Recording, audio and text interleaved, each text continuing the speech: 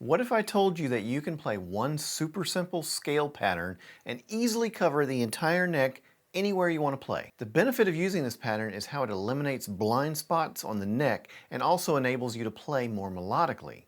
And best of all, it's so simple that anybody can play it. And by the end of today's video, you'll be able to play it in any key and it will become your favorite scale shape.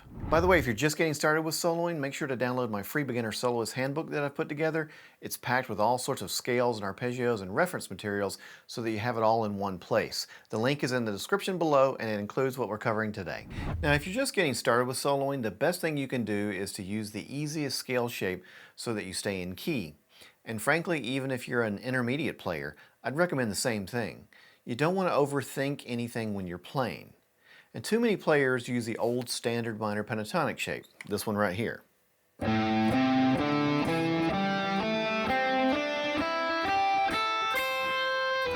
Now there's nothing inherently wrong with that scale shape, but it just limits players in more ways than we realize. Let's play a shape that's even easier to memorize, to play, and to be creative with. Now that was the diagonal minor pentatonic, and if you're going to use the easiest scale like a minor pentatonic, you absolutely should use the diagonal version. These are the most simplistic ways of looking at any scale pattern. And this is not to dismiss other scale shapes or arpeggios for soloing. They are good for soloing, but if you want to sound good, keep it simple and use something that is the most effective, like the diagonal minor pentatonic. Now I pieced together several shapes that were the exact same 5 notes over and over to play that run. But let me show you the diagonal minor pentatonic as it's broken down into one octave. The diagonal minor pentatonic begins with 2 notes, with the root being the second note. Then you play 3 notes on the next string, and that's it. A very simple yet effective scale that includes all 5 notes in the minor pentatonic with this easy 2-note, 3-note pattern. So let's take a look at it. You're going to play 2 notes on the 6th string, and my second note is going to be my root, so we'll play it in A. So I'll play the 3 and the 5 there. That's our 2 notes on our 6th string. Then we move to the 5th string and we play the 3 notes. So you can see all of those are separated by a whole step. 2 notes, whole step there, and then here 3 notes with whole steps in between. And that's it. That's the 5 notes of the minor pentatonic scale. And since it's the minor pentatonic, you would use it over a minor key, such as A minor. Let me put the 3 octaves together that I played in that first little pattern. So here's our first octave that we just learned. Now you play the exact same shape starting on the 4th string. There's my 2 notes, followed by 3 notes on the 3rd string.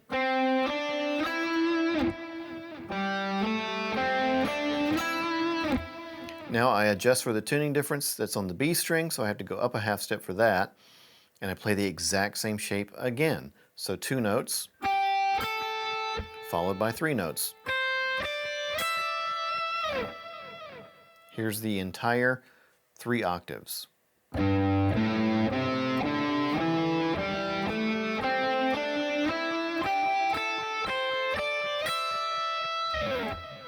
Now for me, what I really like about that is it's the exact same shape over and over and over.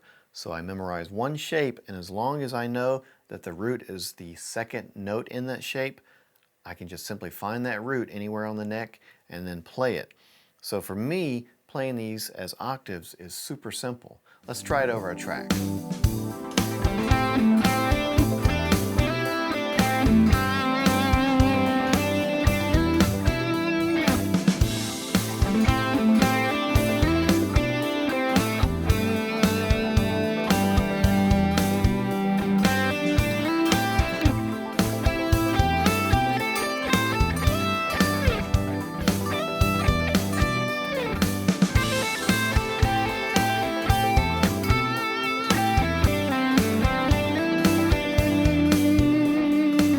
As you can see, it works great and you don't have to do too much to sound melodic. And if you know where the root note is somewhere else on the neck, like I'd mentioned before, then you use the simple 2-3 pattern right there. It always works and gives you the ability to play anywhere you want. So if I wanted to play, for instance, just that same pattern on a different A, here's an A, So go a whole step behind it, play my 2 notes, and then 3 notes on the next string. Or how about this? This is an A. So I go behind it, and then when I go to the next string, it is the B string, so I have to adjust for that half step tuning difference, and then play my 3 notes. So this one looks like this.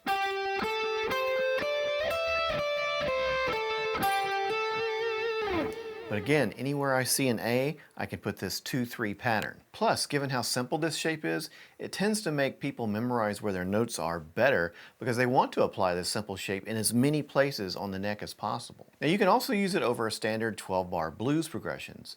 Over E blues, for example, I'll use the E minor diagonal pentatonic rooted here on the 12th fret, for example. So I'll play it like this.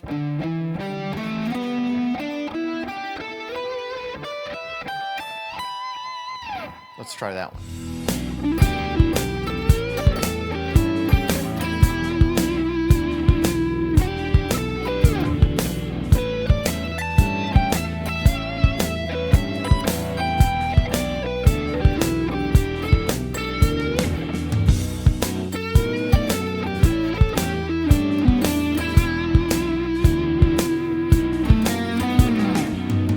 Again, the scale shape makes it super easy to sound good and phrase differently than you used to. And I mentioned that you can play this 2-note, 3-note pattern anywhere, and that's true. If we're in E, I don't have to use the E on the 6th string like I was doing here. I can use the one here on the 5th string at the 7th fret. As long as I know that's my E, then I can go behind it and then down to the next string for the next 3 notes. Wherever you find an E, you can set that pattern up. Works that way for any key that you play in. Wherever you want to root it, begin a whole step behind the root for the diagonal minor pentatonic. It works every time. Now you can also do the opposite here, and if you didn't want to play the minor pentatonic, you wanted to play the major pentatonic, you simply flip this pattern. So we've been playing 2 and 3. You can play 3 and then 2, and that would be the major pentatonic. The difference being, let's take for instance, if I go to the C here, our root is going to be the first note of the 5-note shape. So a C major pentatonic would look like this. 3 notes in a row, and then go to the next string and play your 2 notes. That's our 5 notes in a major pentatonic. Then we go to the next string, do the same thing. Adjust for the tuning difference.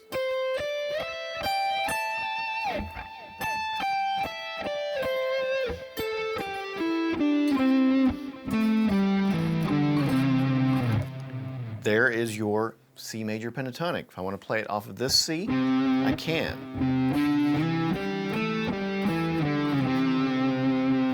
So if you're one of those players who likes to move your major pentatonics around and follow the major chords and not necessarily stay in one pentatonic the entire time, you can do that really easily because this is a super simple shape.